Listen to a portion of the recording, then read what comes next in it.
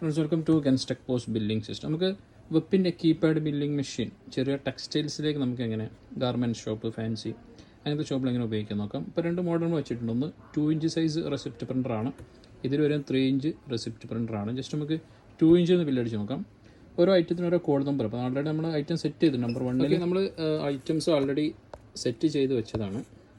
Number 1 മുതൽ ഒരു 10 items set ചെയ്തിട്ടുണ്ട്. ഒരു ഐറ്റത്തിന് ഓരോ കോഡാണ്. അപ്പോൾ number 1 shirt, number 2 pants, 3 shawl, 4 പർദ്ദ, അങ്ങനെ സെറ്റ് ചെയ്തിട്ടുണ്ട്.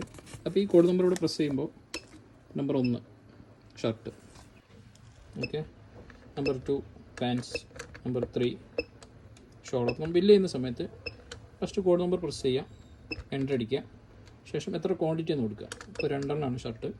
അപ്പോൾ ഓൾറെഡി പ്രൈസ് വന്നിട്ടുണ്ട്. ഇനി പ്രൈസ് നെഗോഷ്യബിൾ ആണെന്നുണ്ടെങ്കിൽ നമുക്ക് എന്ത് ചെയ്യാം, മാനുവൽ സെറ്റ് ചെയ്യാം. ഇത് സെലക്ട് ചെയ്തതിന് ശേഷം 450 ആണ് കൊടുക്കാൻ ഉദ്ദേശിക്കുന്നത്, സെറ്റ് ചെയ്യും, എൻ്റർ അടിക്കുക, ജസ്റ്റ് പ്രിൻ്റ് കൊടുക്കുക. സിമ്പിളായിട്ട് ബില്ല് വന്നു. നമുക്ക് ഷോപ്പിൻ്റെ പേര്, അഡ്രസ്സും കാര്യങ്ങളൊക്കെ സെറ്റ് ചെയ്യാം. ഓക്കെ, ഒരു 5 ഐറ്റം ആഡ് ചെയ്തിട്ട് നോക്കാം. Number 2 pants, number 3 shawl 2 piece, number 4 പർദ്ദ, നമ്പർ 5 ജാക്കറ്റ് 1 പീസ്. ഓക്കെ, ഇതിൽ ഇതുപോലെ വളരെ നീറ്റാണ്, ക്ലാരിറ്റി ഉണ്ട്.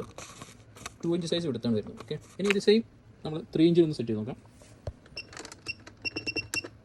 സെയിം നമ്മളിതുപോലെ തന്നെ ഐറ്റംസ് ആഡ് ചെയ്തിട്ടുണ്ട്. ഒരു ഐറ്റത്തിന് കോഡ് നമ്പർ 1 ഷർട്ട്, എൻ്റർ അടിച്ചു, ക്വാണ്ടിറ്റി കൊടുത്തു, പ്രൈസ് വന്നു.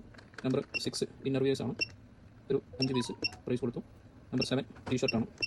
നമ്പർ 9 ജീൻസ് ആണ്, ജസ്റ്റ് പ്രിൻ്റ് കൊടുത്തു. അപ്പോൾ ഇതിൻ്റെ മെയിൻ വ്യത്യാസം പേപ്പർ എടുത്താണ്. ഹെഡർ ഫോൾഡറൊക്കെ സെറ്റ് ചെയ്യാം, ഷോപ്പിൻ്റെ പേരും കാര്യങ്ങളൊക്കെ സെറ്റ് ചെയ്യാം. ഓക്കെ,